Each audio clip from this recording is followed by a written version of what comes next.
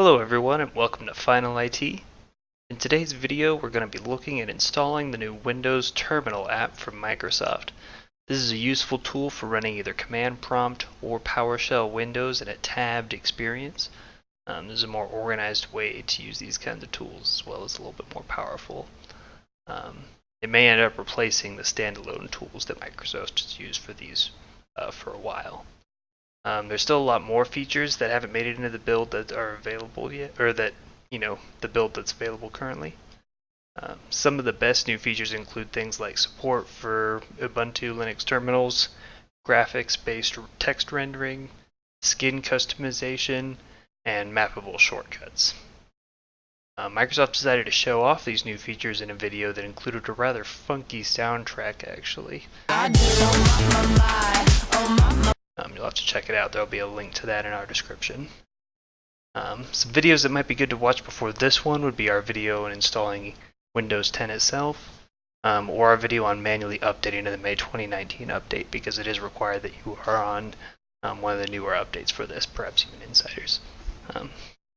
To install the new Windows Terminal application, you're going to want to actually go to the Microsoft Store website. It should be available in the store itself. But I find that it's a lot easier just to find it on the website itself. So a link to this will also be available in the description. Once you get to this website, you're just going to want to click Get There, and you will want to tell it to open in the Microsoft Store.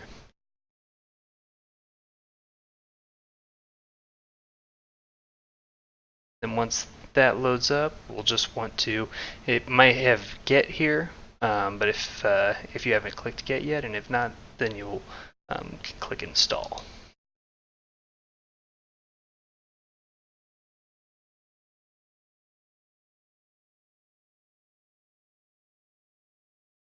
It doesn't require that you sign in with your account, so you can just close out of that.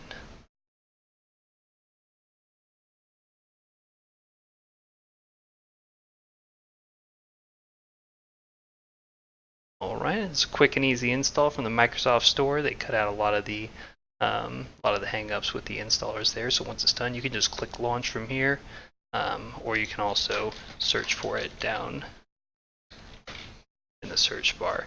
It looks like our search has not collected that yet, but I'm sure it'll index it here shortly. But what you'll find is that you end up with, get this out of our way. Oh.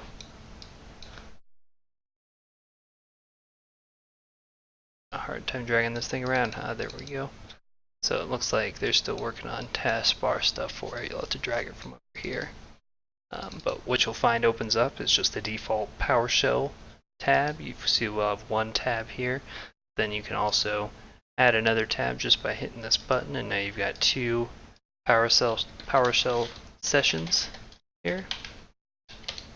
So here's just an example pinging one, pinging, and we got another tab here where we do other things. You can even open up the drop down box and hit the command prompt option here to get one of those kind of windows as well.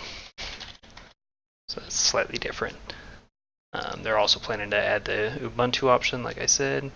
And then if you open up the settings here, it's going to prompt you what kind of file type you want to open a JSON. What it'll do is it'll open up the JSON for the settings, and this includes things like the mappable hotkeys, as well as some of the skin customization.